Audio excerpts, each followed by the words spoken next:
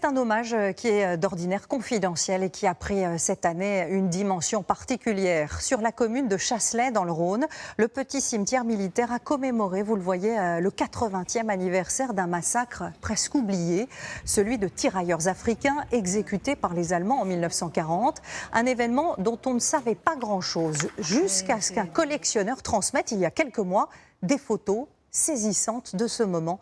Marine Brossard, Bruno Chastanier, Gaël Charnet et Gaëtan Lecointe.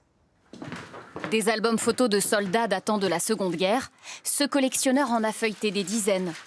Mais dans sa dernière acquisition, il fait une découverte glaçante.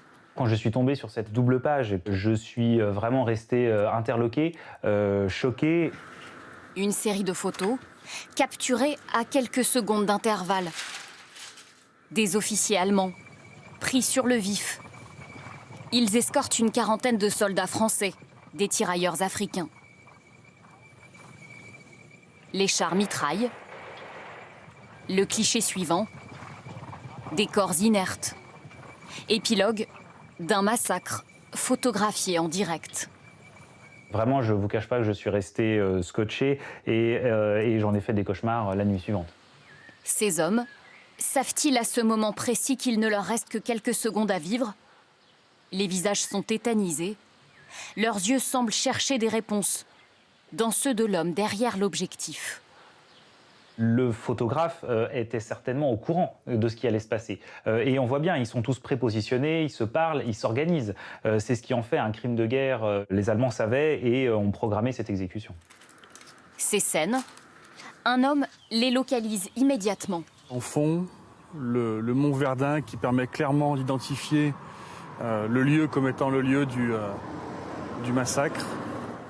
Cet historien travaille depuis 20 ans sur le parcours de ces tirailleurs africains. Leurs corps reposent ici. 188 tombes, l'un des plus importants massacres de soldats noirs commis pendant la guerre. Les exécutions étaient alors quasi systématiques. Pour beaucoup de militaires allemands, ils n'étaient pas des soldats, pas même des hommes. Ils représentaient beaucoup de choses pour eux en termes de guerriers, de sauvages. C'était l'autre finalement, c'était celui qu'on ne connaissait pas et donc on le photographiait pour satisfaire sa curiosité, mais aussi pour marquer sa fierté de l'avoir vaincu. Après la capitulation, ces crimes sont réduits à des péripéties de guerre et ne seront jamais jugés. Ce spécialiste a longtemps cru à la responsabilité des SS. Désormais, il le sait, c'est l'armée régulière allemande qui est coupable.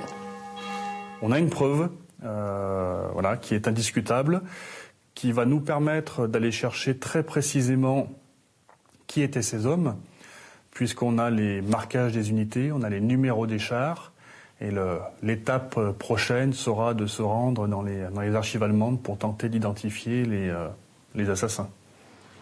Comprendre, reconstituer l'histoire ignorée de ces soldats grâce à cette découverte, une chance inespérée, particulièrement pour le maire du village. Dans son bureau, il conserve précieusement les objets retrouvés sur les corps des soldats.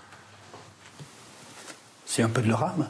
Là, quand on voyait des courriers de cette nature, on se rend compte qu'effectivement, les soldats ont été blessés et ils sont morts. Puisque ce sont certainement des taches de sang sur les courriers. La seule chose que nous pouvons leur accorder maintenant, c'est effectivement de respecter le don de leur vie pour défendre notre territoire.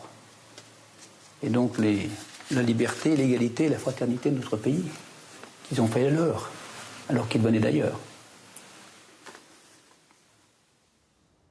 Et voilà pour cette histoire incroyable qui a quasiment été oubliée pendant 80 ans.